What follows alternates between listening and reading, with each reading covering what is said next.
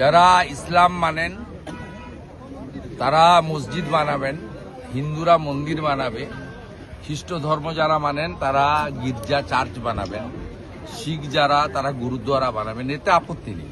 কিন্তু নামকরণে আপত্তি আছে। ন্যায্য ভোটারের ফর্ম নামকরণে আপত্তি আছে। মোগল পাঠানরা ভারত দখল করতে এসেছিল, অত্যাচার করেছে, জোর করে ধর্ম পরিবর্তন করেছে, মন্দির ভেঙেছে, মা বোনেদের ইজ্জত লুটেছে। অতএব বাবরি নামকরণে আমাদের প্রত্যেকটি রাষ্ট্রবাদী ভারতীয়র সে যে ধর্মরই হোক আপত্তি আছে। এই নামকরণকে কেউ সমর্থন করে না, এরা আগুন নিয়ে খেলছে। এবং আমি আপনাকে আগাম পূর্বাভাস দিচ্ছি, পশ্চিমবাংলায় হিন্দুদেরকে বোকা বানানোর জন্য লোক দেখানো সাসপেন্ড হয়েছে। আগামীকাল এই বিতর্কিত নামে বিতর্কিত একটি ডেটে ঠিক করে শিলান্যাস মমতা ব্যানার্জির পুলিশ করতে দেবে। আমি আপনাকে ভিতরের খবর বলে গেলাম, মমতা ব্যানার্জির মুখ আর মুখোশ দুটো আলাদা, আপনি মিলিয়ে নেবেন কালকে এতটার সময়। এবং আমরা যারা রাম ভক্ত, আমাদের আগামীকাল 6 ডিসেম্বর শৌর্য দিবস, আমরা শৌর্য দিবস পালন করব প্রত্যেকটি হিন্দু। এবং আগামীকালকে কলকাতাতে শৌর্য দিবস পালনে অংশগ্রহণ করব।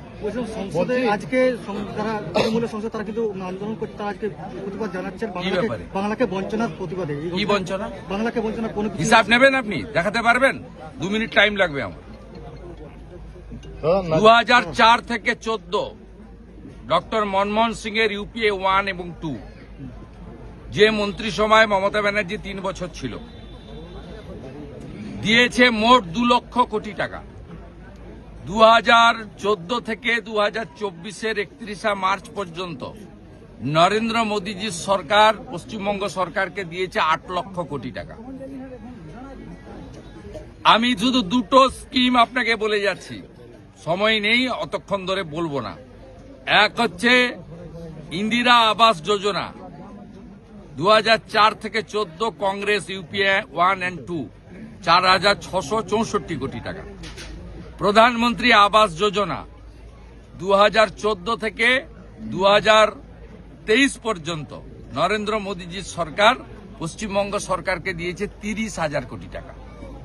মানরেগা এত চুরি করেছে, ধরা পড়েছে চোর। 2004 থেকে 14 454 কোটি টাকা। 2014 থেকে 2022 এর পরে চুরি ধরার পরে তদন্ত চলছে। তদন্ত শেষ হলে, চোরেদের কাছ থেকে টাকা উসুল হলে আবার যথাবিধি নিয়মে প্রকৃত জব কার্ড হোল্ডাররা কাজ পাবেন। ও বিজেপি এলে 100 দিনের কাজ তো দেবেই, 200 দিনের কাজ দেবে। আমরা মোদীজির সরকার দিয়েছে পশ্চিমবঙ্গ সরকারকে 54,000 কোটি টাকা মানরেগা। এরপরে আর আপনি কি করেছেন? 61টা রেল লাইনের জমি দেননি। আলিপুরদুয়ারে পরিবর্তন সংকল্প সভায় নরেন্দ্র মোদী বলেছেন, জমি দিন 91,000 কোটি টাকা আমার কাছে আছে, আমি 61টা নতুন rail line, double line, broad gauge line করতে চাই পশ্চিমবঙ্গে। কি করেছেন আপনি? মালদা, বালুরঘাট, পুরুলিয়া, কুচবিহার এয়ারপোর্ট কমপ্লিট করার জন্য প্রয়োজনীয় জমি, এখানে ঝররা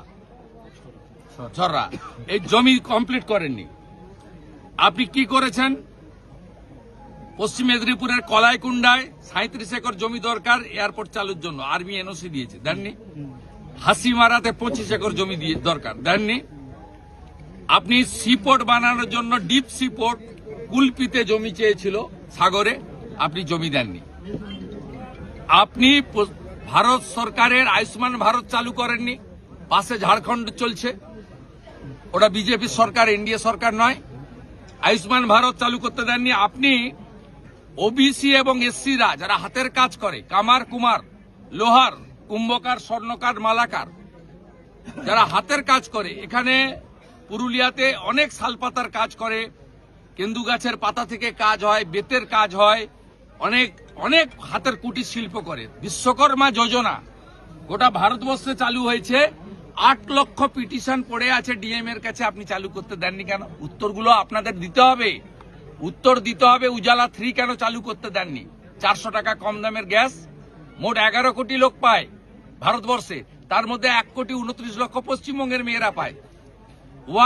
উজালা 1-2 দিয়েছিলেন, উজালা 3 যখন নরেন্দ্র মোদীজি আরো 25 লাখ মেয়েকে দিতে চায়, তখন গ্রাহক বিতরণ কেন্দ্রে পিটিশন পড়ে আছে, আপনি ডিএমদের বলে দিয়েছেন রেকমেন্ড করতে না।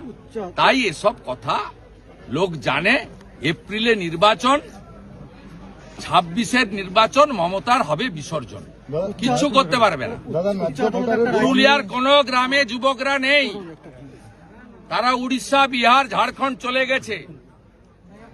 রেল স্টেশনে গিয়ে ছবি দেখাবেন কি অবস্থা যুবকদের। এই পুরুলিয়া জেলার কোন গ্রামে যুবক নেই, সব চলে গেছে 8-10 হাজার টাকার জন্য বাইরের রাজ্যে, সব রাজ্যে। প্রাথমিক একটা রায় দিয়েছে, সেখানে উচ্চ আদালত প্রাথমিক রায় পরে হবে। পুরুলিয়াতে জল নেই কেন? পুরুলিয়াতে গ্রামে গ্রামে জল নেই কেন? পাহাড় বেচে দিয়েছেন। আগে তো বালিয়ার কয়লা তো গেছেই, পাহাড়গুলোও বেচে দিয়েছেন। উচ্চ আদালতের রায় দিয়েছে, প্রাথমিকে রাতে বহাল থাকার জন্য নির্দেশ দিয়েছে। উচ্চ আদালতে প্রাথমিকে বহাল থাকার জন্য নির্দেশ দিয়েছে, সেটা হচ্ছে। আর অন্যদিকে এসএসসির ক্ষেত্রে একটা আলাদা রায় দিয়েছে। দুটোর মধ্যে আমি আপনাকে বলি, মানবিক রায় বলছেন, কোর্ট আইন মেনে চলা উচিত, কোর্ট ধারণায় হওয়া উচিত না। এই ডিভিশন বেঞ্চের রায় ত্রুটিযুক্ত রায়, কি হবে আমি জানি না। ত্রুটিযুক্ত রায় বলেছে, পদ্ধতিগত ত্রুটি আছে, কিন্তু আমরা পরিবারের দিকে তাকিয়ে করলাম। এবারে যারা ভিকটিম তারা বলতে পারবে। ন্যায্য ভোটারের ফর্ম নিয়ে যাচ্ছে, ভুয়ো ভোটাররা এসআইআর ফর্ম, নাকাশিপাড়ার ঘটনা কি বলবেন? সব জায়গায় বিএলওদেরকে জোর করে এগুলো করাচ্ছে। ব্রিগেডে 5 লক্ষ কণ্ঠে গীতা পাঠ। সবাই আসুন, সকাল 9টায় একসঙ্গে গীতা পাঠ হবে।